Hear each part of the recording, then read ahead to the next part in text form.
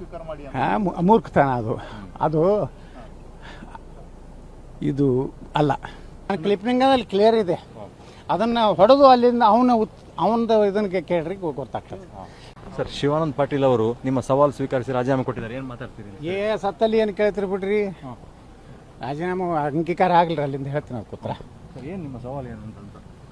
ಸವಾಲೆಲ್ಲ ನನ್ನ ಕ್ಲಿಪ್ಪಿಂಗ್ ನೋಡ್ರಿ ಗೊತ್ತಾಗ್ತದೆ. ಹಾಂ, ನನ್ನ ಕ್ಲಿಪ್ಪಿಂಗಲ್ಲಿ ಕ್ಲಿಯರ್ ಇದೆ. ಅದನ್ನು ಹೊಡೆದು ಅಲ್ಲಿಂದ ಅವನದು ಇದನ್ನ ಕೇಳ್ರಿ ಗೊತ್ತಾಗ್ತದೆ. ಸುಮ್ಮನೆ ಅವ ಏನೋ ಕೊಟ್ಟಾನ ಅಂತ ಹೇಳಿ ಕಾಟಾಚಾರಕ್ಕೆ ಕೇಳ್ಬೇಕು ಸರ್. ಅಂದರೆ ರಾಜೀನಾಮೆ ಕಾಟಾಚಾರಕ್ಕೆ ಅದು ನೀವು ಅವನ ಪತ್ರ ನೋಡಿಬಿಟ್ರೆ ಸಾಕು. ನೀವು ಆಗೋದೇ ಇಲ್ಲ ಅದು. ಅಂದರೆ ಮಾಡಲ್ಲ ಏನು ಇವು ಖಾದರ್ ಅವ್ರದ್ದು ಅಂಗೀಕಾರ ಮಾಡ್ತಾರನ್ರಿ? ನಾ ಹೇಳೇ ಇಲ್ಲ ಹಂಗೆ.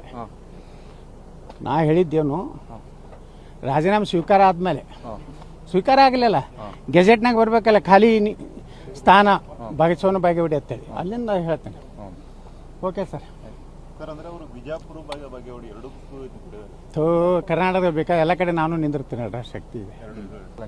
ಶುಕ್ರವಾರ ನಾ ಹೇಳ್ತೀನಿ ಕ್ಲಿಯರ್, ಶುಕ್ರವಾರ ತನ ರಾಜೀನಾಮೆ ಸ್ವೀಕಾರ ಆಗಿರ್ಬೇಕು. ಗೆಜೆಟ್ನಾಗ ನೋಟಿಫಿಕೇಶನ್. ಮೂರ್ಖತನ ಅದು ಇದು ಅಲ್ಲ. ನಾಚಿಕೆ ಆಗ್ಬೇಕು ಅವನಿಗೆ ಅಷ್ಟೇ. ಮಾನ ಮರ್ಯಾದೆ ಇದ್ದವ್ರು ಹಿಂಗೆಲ್ಲ ಪತ್ರ ಕೊಡೋದಿಲ್ಲ, ಕಂಡೀಷನ್ ಹಾಕ್ತಾರೆ ಅಂತ. ಯಾರು ಬರೀ 2 ಲೈನ್ ಬರಿಬೇಕಂತಿದೆ.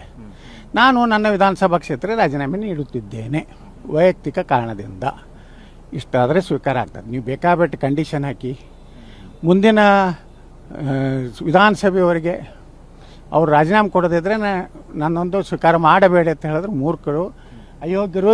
ಈ ಜನ ಇದನ್ನು ತಿಳ್ಕೋದಿಲ್ಲ. ಅಂದರೆ ಇದು ಡ್ರಾಮಾ, ಫುಲ್ ಡ್ರಾಮಾ.